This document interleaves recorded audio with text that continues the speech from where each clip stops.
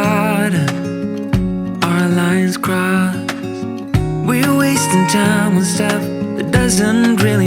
जैसा मैंने आप लोगों को बताया था कि शानू को जाना था, तो उसका जाने का दिन आ गया। पहले तो ये था कि वो खुद अकेले जाएगा, लेकिन मॉर्निंग में मैंने डिसाइड किया कि अब हम ही छोड़ने जाएंगे क्योंकि संडे है और थोड़ा सा बच्चे के साथ भी टाइम और बिताने को मिलेगा। और इससे भी ज़रूरी ये था कि मुझे दिल्ली में ना एक कोई बहुत ख़ास है जिनसे मिलना था, और उनसे मिलना मेरा काफ़ी दिनों से पेंडिंग था। एक तो काम बहुत ज़्यादा हो जाता है, कभी कभी ऐसा हो जाता है कि नहीं अब की बार जाएंगे तो मिल लेंगे, इसलिए मैंने कहा चलो मिलकर आते हैं। और आज कोई भी मुझे शॉपिंग या कहीं भी जाना नहीं था, तो इसीलिए शानू के साथ हम निकल पड़े।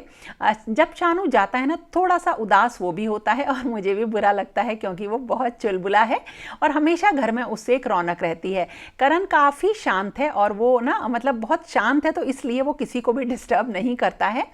तो हम जिन दीदी से मिलने मुझे जाना था, उनको मैंने मॉर्निंग में मैसेज किया तो वो वहाँ पे नहीं थी दिल्ली में, तो कोई दिक्कत नहीं है, उनसे नेक्स्ट टाइम मिलूंगी और आपको भी ज़रूर मिलवाऊंगी। हाँ शानू जा रहा है, नमस्ते कर रहा है सबको। हाँ। शानू को मैं छोड़ने आई हूँ और शानू जा रहा है। तो आए थे हम तो बोल रहे थे कि तुझे ले जाएंगे पूरा वहाँ तेरे कॉलेज तक छोड़ देंगे, लेकिन ये कह रहा है कि मुझे यहीं छोड़ दो। तो अब शानू को जा रहा है, अपना बैग वैग सब इसने लगा लिया है। ठीक है बेटी, बाय। बच्चों के साथ मेरी बॉन्डिंग काफ़ी अच्छी है, हम बिल्कुल बढ़िया वाले दोस्त हैं। तो जब कभी भी जाते हैं बच्चे तो थोड़ा सा मन भारी तो होता ही है, और जो ये बॉन्डिंग अच्छी है इसके लिए मुझे कुछ करना नहीं पड़ा। हमेशा जो भी मेरे सामने चीज़ें आई उसमें जो मेरा स्टैंड रहा वो काफ़ी रिस्पेक्टफुल रहा। मतलब कोई चीप स्टैंड मैंने नहीं लिया, कभी बेइज्जती नहीं करी किसी की, जिसकी मुझे वो लोग इज्जत देते हैं, मेरे एक्शंस की वो मुझे इज्जत देते हैं, या किसी भी ख़राब टाइम पे जो मैंने डिसीजंस लिए मुझे उसकी जो है एक रिस्पेक्ट मिलती है। तो बच्चे मुझे मेरे एक्शन से या मेरे डिसीजन से उसकी वजह से ही मेरी रिस्पेक्ट करते हैं।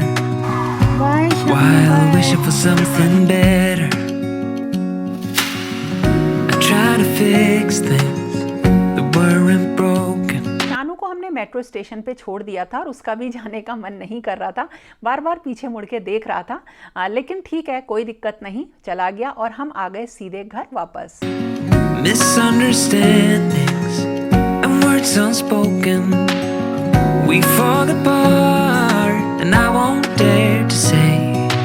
जब मैं घर पर आई तो थोड़ा सा सूनापन लगता है, तो किसी काम में लग जाओ ना तो वो थोड़ी सा जो गैप होता है ना वो बिल्कुल भी नहीं फील होता है। ये मतलब हर चीज़ के साथ में करती हूँ, कभी मूड ख़राब होता है या कभी हल्की सी भी तबीयत ख़राब होती है या कुछ भी मन परेशान होता है तो मैं काम में लग जाती हूँ। आज मैंने कल मंगाया था ग्रॉसरी का सामान सैटरडे को, तो वो रखा हुआ था, तो लौट के आने के बाद मैंने वो सारा सामान लगाना था और उसमें ज़्यादातर सामान क्योंकि किचन का होता है तो किचन के जितने भी जार्स वगैरह थे वो मैंने निकाल लिए, जो कंटेनर्स थे, क्योंकि जो गंदे थे उनको मैं अभी वॉश करके रख दूंगी और नेक्स्ट डे उनमें भर दूंगी सारा सामान।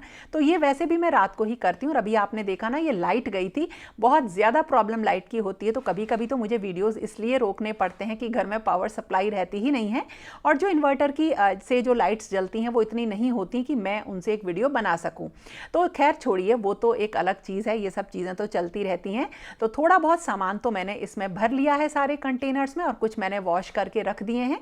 और मैंने आज लौट के आने के बाद सेवई की खीर बनाई है और थोड़े से आलू बॉईल करके मैंने बनाए पराठे, तो पराठे खाए हैं और खीर बनाई थी, बस इतना ही मैंने किया। और बाकी अब मैं करूँगी आगे का काम, क्योंकि अब आने वाले हैं त्यौहार, जो कि 2-3 त्यौहार हैं, लेकिन ऐसा लगता है कि कुछ चीज़ें बना के रख दी जाएं। तो अब मैं इसीलिए शाम को ये सारा काम रात को इसीलिए कर रही थी कि अब अगर मैं कल कुछ भी काम करूँगी, कुछ पकवान बनाऊँगी, स्वीट्स बनाऊँगी, तो उसमें मुझे जो है ना ज़्यादा, क्योंकि उसमें टाइम लगता है, तो ये घर का ज़्यादा काम मेरा ना फैले। अब आ रहे हैं त्योहार, जैसे सबसे पहले आएगा तीज का त्योहार, फिर होगा रक्षाबंधन, जन्माष्टमी, और इसके बीच में भी बहुत अच्छे अच्छे दिन आते हैं।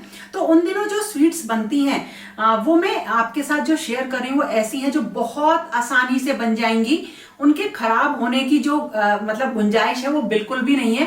अगर वो खराब हो गई ना तो भी वो बहुत अच्छी लगती हैं खाने में, और उनको आप अगर आज बना के रख लेते हैं तो वो बहुत आराम से काफी दिनों तक आप उनको यूज कर सकते हैं। तो सबसे पहले एक ऐसी रेसिपी जो कि बहुत ज्यादा फेमस है और वो है एक बालूशाही उसे बोलते हैं, उसकी रेसिपी। मैं आपको जो तरीका बता रही हूँ उसके हिसाब से आज आप उसे बना के रख लीजिए और महीने भर तक आप उसे यूज कर सकते हैं। बहुत ही आसान तरीका है, मतलब उसमें बिल्कुल भी खराब वो नहीं होगी। तो उसको चलो देखते हैं। Maybe you don't wanna know, but you don't see what you have. Balushahi बनाने के लिए हमें चाहिए मैदा, और ये मैंने ली है ½ kg, और आधा किलो मैदा में भी बहुत ढेर सारी बालूशाही बन जाती हैं। इसमें 200 ml मैंने कुकिंग ऑयल डाला है, और जो खाने वाला सोडा होता है वो करीब आधी चम्मच का भी आधा 1/4 टीस्पून डाला, और मैंने इसमें मिला दिया है बेकिंग पाउडर, और थोड़ा सा मैंने डाला पानी। आपने एक चीज़ देखी होगी कि ये सारी चीज़ें मैं बीच में एक ही जगह पे डाल रही हूँ, तो इससे क्या होता है जब आप इन्हें मिक्स कर लेते हैं इस तरीके से, तो ये आपस में एक दूसरे से मिक्स हो जाती हैं। जो खाने वाला सोडा है या जो बेकिंग पाउडर है वो सब अच्छी तरीके से ऑयल में, पानी में घुल जाता है, और फिर हम इसका जब डो बनाते हैं ना तो ये सारी चीज़ें मिक्स होकर एक बढ़िया डो प्रिपेयर होता है। रोटी जैसा, रोटी से थोड़ा सा टाइट डो मैंने बना लिया, आधा घंटे के लिए रख दिया, और उसके बाद इसकी छोटी छोटी लोई तोड़ के इस तरह से दोनों तरफ मैंने छेद कर दिए हैं, और इनको बिल्कुल धीमी फ्लेम पर हमें फ्राई कर लेना है। ये जब हम फ्राई करेंगे तो ये टाइम लेती हैं फ्राई होने में, और इस तरह से थोड़ी देर बाद ऊपर आ जाएंगी तो इसका मतलब ये सिक रही हैं। हल्की सी कुछ सेकंड्स के लिए गैस की फ्लेम थोड़ी सी बढ़ा लीजिए, और इतना इसको सेक लीजिए, और सेकने के बाद हम इनको निकाल लेंगे, ठंडा होने रख देंगे। और अब इसके लिए हम बनाएंगे चाशनी। तो चाशनी बनाने के लिए हमने लिया है 1 गिलास चीनी और आधा गिलास पानी। एक्चुअली चाशनी नहीं बनानी है, बस इतना हमें इसे गर्म करना है कि चीनी और पानी अच्छी तरह से घुल जाएं, और उसके बाद हम चाशनी को बंद कर देंगे। और जब कभी भी आपको खानी हो बालूशाही तो आप क्या करिए, चाशनी को हल्का सा गुनगुना करिए, गरम में बिल्कुल मत डालिएगा, नहीं तो ये फट जाएगी, और इसको आप हटा दीजिए। गुनगुनी चाशनी में हमें इसे थोड़ी देर डालना है और उसके बाद निकाल लेना है। और ये जो बालूशाही हैं इन्हें बना के आप महीने भर तक रख सकते हैं, ये ख़राब नहीं होती हैं। जब भी खानी हो इस तरह से गुनगुनी चाशनी में इनको डालिए, और इसे थोड़ी देर इसमें पड़ा रहने दीजिए। आप इसमें थोड़ी सी हरी इलायची का पाउडर भी डाल दीजिए, केसर डाल दीजिए, उससे कलर अच्छा आता है। और थोड़ी देर डिप करने के बाद इनको हम बाहर निकाल लेते हैं, और इसमें आप अगर मेवे वगैरह रखना चाहें तो मेवे वगैरह ऊपर से रख के इसको सर्व करिए। एक बहुत ही टेस्टी मिठाई है। जब यहाँ पे बिहारी जी का या किसी का भी जैसे भोग वगैरह लगता है या 56 भोग होता है तो बालूशाही तो उसमें ज़रूर बनती है। In front of you, or maybe I'm not enough. बेसन से ना हम बहुत ढेर सारी चीजें बना सकते हैं, और सबसे अच्छी बात यह है कि बेसन से आप कुछ भी बनाइए, उसका जो स्वाद होता है वो हर रेसिपी में अलग आता है, और वो बहुत टेस्टी लगता है। तो बेसन की एक ऐसी रेसिपी जो बहुत ही ज्यादा फेमस है और आपको ऐसा लगता होगा शायद बहुत टफ है, उसको मैं बहुत इजी वे में आपको बता रही हूँ, और वो होती है मोहन थाल की रेसिपी। इसमें ना कुछ नहीं होता, मतलब इसमें ना बेसन में एक दाना बनाते हैं, और बस उस दाने का स्वाद होता है जो उसे बेसन के लड्डू या बेसन की बर्फी से अलग करता है। खाने में सुपर टेस्टी लगता है। बना के आप इसे रख सकते हैं काफी लंबे टाइम तक, और इसमें एक ऐसी सीक्रेट चीज डालते हैं जिससे 100% बढ़िया बनता है। For you, so maybe I should go. If I had known. बनाने के लिए हमें चाहिए बेसन, और मैंने बेसन लिया है करीब ½ kg। में डालने के लिए घी चाहिए, देसी घी, जो कि 1 कप है। तो मैंने बेसन में 1 कप घी डाला है, और ये बीच में थोड़ी जगह करके डाला, और इसी में मैंने दूध डाल दिया है। अच्छी तरह से इनको मिक्स करेंगे। अभी पूरे बेसन में हमें मिक्स नहीं करना है। जब दूध और घी को अच्छे से मिक्स कर लेंगे तब सारे बेसन में मिक्स करके इसे हाथ से रगड़ना है, और इससे एक बहुत ही अच्छा दाना आ जाता है बेसन में, बिल्कुल बारीक सूजी जैसा। और फिर इसको ढककर करीब आप आधे घंटे के लिए रख दीजिए। और अब इसको किसी मोटी छन्नी से अच्छी तरीके से छान लेना है, जिससे कि इसमें कोई भी मोटे गुठले जो होते हैं वो बिल्कुल न रहें, और ये बिल्कुल बारीक स्मूथ सूजी जैसा हो जाए। सारा जब छन जाता है तो लास्ट में जो बचे उसे भी थोड़ा सा इसे हाथ से मसल कर इसमें मिक्स कर लीजिए। अब चाहिए हमें देसी घी कुकिंग ऑयल, और इसमें हमें डालना है इसी जो छाना हुआ मिक्सचर है बेसन का, इसको, और इसको भी अब हमें भूनना है। ध्यान रखिएगा, अगर आप इसको मीडियम फ्लेम पे भी भूनेंगे ना तो इसको लगातार चलाते रहना है, और अगर आपको लगे कि इसमें घी और ऐड करना है तो ऐड कर दीजिए। बस इसे लगातार इस तरह से चलाना है कि बेसन में जो है ना कच्चा स्वाद ना रहे, और देखिए कुछ इस तरीके की कंसिस्टेंसी रहे। ये सारी रेसिपी बहुत ही आसान और घर की चीज़ों से बनने वाली हैं, और अगर ये बिगड़ भी जाती हैं तो भी इनका स्वाद नहीं बिगड़ता है और खाने में टेस्टी लगती हैं। तो देखिए कुछ इस तरह से ये हो गया। जो मिक्सचर था छना हुआ ये भुन भी गया है, और इसका टेक्सचर देख लीजिए। और अब हमें इसमें थोड़ी सी मलाई ऐड करनी है, जो घर की मलाई है। 1 कप घर की मलाई ऐड करने से जो मोहन थाल होता है वो सॉफ्ट बनता है, क्योंकि जो ये मोहन थाल है ये एक बर्फ़ी की तरह से होता है जो कि काफ़ी सॉफ्ट होता है। और इसी सॉफ्ट करने के लिए हम इसमें मलाई मिलाते हैं। और इसके बाद जैसे ही आप इसमें मलाई मिलाएंगे, गैस बंद कर दीजिए और लगातार चलाइए। जैसे जैसे आप चलाते जाएंगे ना, इसका कलर बिल्कुल ब्राउन होता जाएगा, सुनहरा भूरा होता जाएगा। और इसे थोड़ा सा ठंडा करने के लिए आप छोड़ दीजिए। और चाशनी बनाने के लिए हमने ली चीनी, जो कि बिल्कुल बेसन के बराबर है, यानी ½ kg। और इसमें करीब आधा से पौन कप के करीब इसमें पानी डालेंगे। पौन कप या समझ लीजिए 1 कप तक भी हो जाए। चलाएंगे लगातार और इसमें करीब 1 से 2 तार की हमें चाशनी बना लेनी है, देखिए इस तरह से। और जैसे ही ये चाशनी बन जाएगी 2 तार की, हम इसमें ये जो हमारा भुना हुआ बेसन था ना, इसको ऐड कर देंगे और चलाएंगे। जैसे ही आप इसमें ऐड करेंगे आपको लगेगा ये तो बहुत पतला सा हो गया है, देखिए कुछ इस तरह से। लेकिन जैसे जैसे आप इसे 10-15 मिनट गैस पे रखेंगे, मतलब फ्लेम पे रखेंगे, मीडियम फ्लेम पे, और चलाते रहेंगे, ये गाढ़ा होने लगेगा धीरे धीरे, देखिए इस तरह से। और जब ये काफ़ी गाढ़ा हो जाएगा ना, तो हम इसको जमा देते हैं।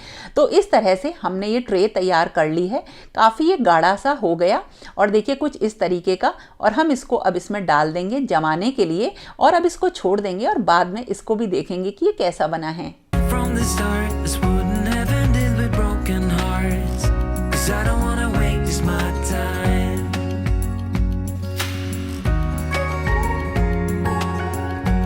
लौकी एक ऐसी सब्जी है जो पूरे साल आती है, हर मौसम में आपको मिल जाती है। और बहुत इसकी जो रेसिपीज होती हैं, जो हम सब्जी बनाते हैं, बहुत तरीकों से बना सकते हैं। लेकिन जो इसकी मिठाई होती है ना, वो भी बहुत तरीकों से बन जाती है, बहुत आसान होती है। जब कभी भी मैं कोई स्वीट बनाती हूँ तो कोशिश करती हूँ कि कोई जो सब्जियाँ होती हैं या फल होते हैं उनका यूज़ करूँ। वो मुझे बहुत ही डिफरेंट और बहुत अच्छी लगती हैं। तो इसीलिए आज जो मैं लौकी की बर्फ़ी समझ लीजिए या लौकी की लौज समझ लीजिए बना रही हूँ, इसके लिए मैंने 2.5 किलो लौकी ली है। थोड़ी सी कच्ची लौकी ली ताकि उसमें बीज ना हो, और उन्हें अच्छे से कस लिया है और बॉयल होने के लिए रख दिया है। आप कुकर में भी इसको बॉयल कर सकते हैं। और जब बॉयल करें तो इसमें ना थोड़ा सा आप दूध भी मिला लीजिएगा, उससे कभी भी लौकी का कलर ख़राब नहीं होता, बिल्कुल ग्रीन कलर की लौकी रहती है। और इसको बॉयल जब ये हो जाएगी तो उसके बाद हम इसका पानी निकाल लेते हैं, पानी छान लेते हैं। और दबा के जैसे सारा पानी निकल जाएगा, उसके बाद हम इसे कढ़ाई में डाल के थोड़ा सा पकाते हैं। देखिए सारा पानी निकल गया है, लौकी का ग्रीन कलर बिल्कुल वैसा ही है। आप चाहें तो इसमें ग्रीन कलर मिक्स भी कर सकते हैं। अब इसमें हमने मिलाई है चीनी। तो 2.5 किलो हमारी लौकी थी, तो इसमें हमने 2 कप चीनी मिलाई है। और इसे अच्छी तरीके से अब हम पकने देंगे। और चीनी भी अपना पानी छोड़ती है, तो अगर लौकी में थोड़ा सा पानी बचेगा तो भी कोई दिक्कत नहीं है। तो अब हमें क्या करना है, इसका पानी सुखा लेना है। चीनी जब हम डाल देते हैं तो उसके बाद काफ़ी गीलापन आ जाता है लौकी में। आप इसे चलाते रहिए, पानी सूखता रहेगा। और बस इतना ही इसका तरीका है, कोई और ख़ास चीज़ हम इसमें नहीं डालते हैं। बस हम डालते हैं इसमें खोआ या मलाई, जो भी आपके पास हो। तो मैंने ना खोआ लिया है ½ किलो, जैसे मलाई वगैरह होती है ये वो है। और इसके साथ साथ अगर आपके पास खोआ नहीं है तो वही मैं बताती हूँ, आप जब चीनी डालें तभी मलाई डाल दीजिए, करीब 1 गिलास, और उसे पकने दीजिए तब तक जब तक कि बिल्कुल ये सूख नहीं जाता है। तो खोआ या मलाई आप कुछ भी ऐड कर सकते हैं, लेकिन अगर आप खोआ ऐड करेंगे तो तब ऐड करिए जब चीनी का पानी बिल्कुल सूख जाए। और उसके बाद इसमें थोड़ा सा घी डाल के हम इसे भून लेते हैं। इसे लगातार इस तरीके से भूनिए अगर आपने गैस की फ्लेम तेज कर रखी है, और ये धीरे धीरे बिल्कुल गाढ़ी हो जाती है। और इसी की हम बर्फ़ी जमा लेते हैं। लेकिन अगर बर्फ़ी नहीं जम रही है और ये थोड़ी सी गीली है तो ये लौकी की लौज बन जाती है। ये खाने में इतनी टेस्टी लगती है कि गाजर का हलवा भी इसके सामने फेल होता है। तो आप इसमें थोड़े से ड्राई फ्रूट्स मिक्स कर दीजिए और फिर इसे अच्छी तरीके से ट्रे में इस तरीके से डाल दीजिए। ये जो बर्फ़ी होती है ये काफ़ी ढीली होती है, बिल्कुल प्रॉपर बर्फ़ी की तरह ये नहीं होती है।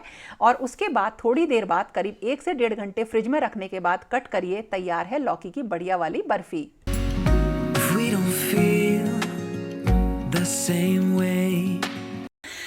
तो जो बच्चों के साथ एक बॉन्डिंग वाली चीज़ है ना, मैं आपसे फिर से कहती हूँ, वो क्रिएट अपने आप होती चली जाती है। बस उसके लिए आपको बच्चों के संग अपना इन्वॉल्वमेंट ज़्यादा से ज़्यादा रखना पड़ता है।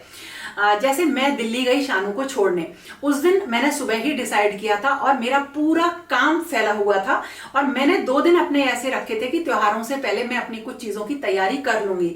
लेकिन मुझे इन सब चीजों से ऊपर लगता है कि अपने लोगों से मिलना जुलना, क्योंकि ये जो चीजें हैं ना, जो घर के काम हैं, घर की चीजें हैं, आपके काम हैं, ये लाइफ लॉन्ग चलते रहते हैं और इनकी कोई मेमोरी नहीं होती है।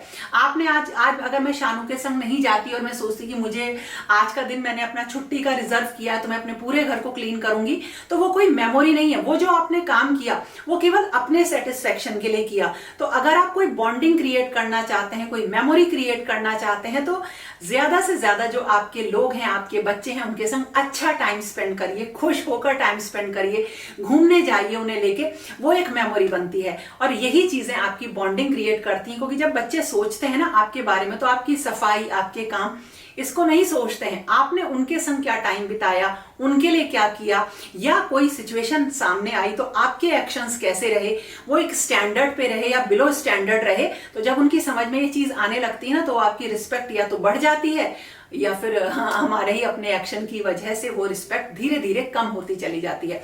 छोटी छोटी सी चीजें, अगर आप इस पे कोई वीडियो देखना चाहते हैं तो मुझे कमेंट सेक्शन में जरूर बताना दोस्तों। तो ये था मेरा आज का वीडियो, कैसा लगा जरूर बताना, और अगर पसंद आए तो लाइक, कमेंट, शेयर जरूर करना। और मैंने इसमें बहुत सारी चीजें आपके कमेंट्स को देखकर ही बताई हैं, तो आप ऐसा मत सोचना कि कमेंट्स मेरे सामने नहीं रहते हैं, हर कमेंट मेरे सामने से जाता है। तो खैर, फिर मिलेंगे एक नए और इंटरेस्टिंग वीडियो के साथ। तब तक के लिए okay friends, thank you and bye bye. Don't pretend that everything's okay.